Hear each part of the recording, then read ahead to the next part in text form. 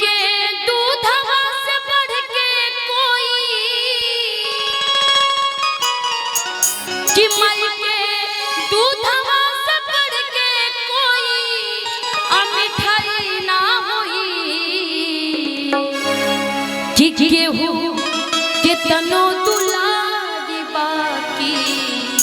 माई ना होई कि केहू के तनो दुलारी बाकी माई ना होई कि माई के दूधवा से बढ़ के कोई कि माई के दूधवा से बढ़ के कोई दूधवा से बढ़ के कोई मिठाई ना होई कि केहू के तनो दुलारी बाकी माई ना होई केहू के तनो दुलारी बाकी माई ना होई कि माई के दूधवा से बढ़ के कोई कि जग में माई से बढ़ के कोई सहाय ना होई केहू कितनो दुलारी बाकी माई ना होई केहू कितनो दुलारी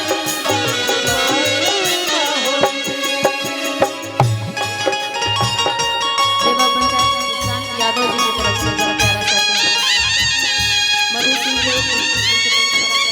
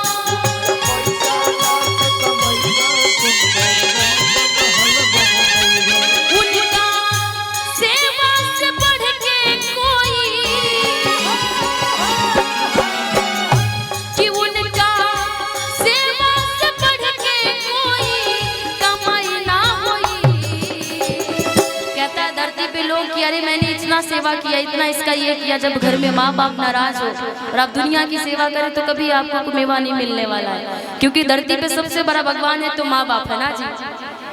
कि उनका सेवा से बढ़ के कोई कमाई ना होई,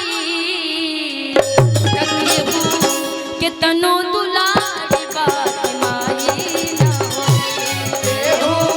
के तनो दुलारी बात माई ना होई,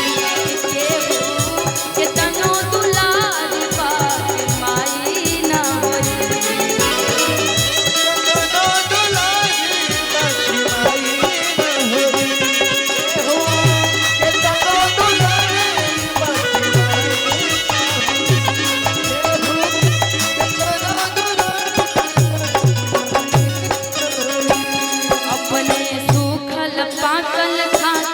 रखल सबके धर्म बचा के, सूखल पाकल खाके रखल घर के धर्म बचा के, अपने सूखल पाकल खाके रखल सबके धर्म बचा के, अपने सूखल पाकल खाके रखल सबके धर्म बचा के, अपने सूखल पाकल खाके रखल सबके धर्म बचा के,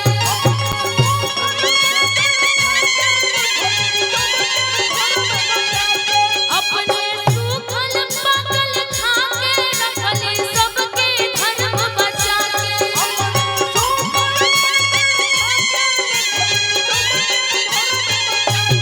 उनकर रोआ जे दुखाई कि उनकर रोआ जे दुखाई ता, कि उनकर रोआ जे दुखाई ता भलाई ना होई। आ जाइए तक केहू के तनो दुलारी बात माई ना होई, केहू के तनो दुलारी बात माई ना होई, केहू के तनो दुलारी बात माई ना होई,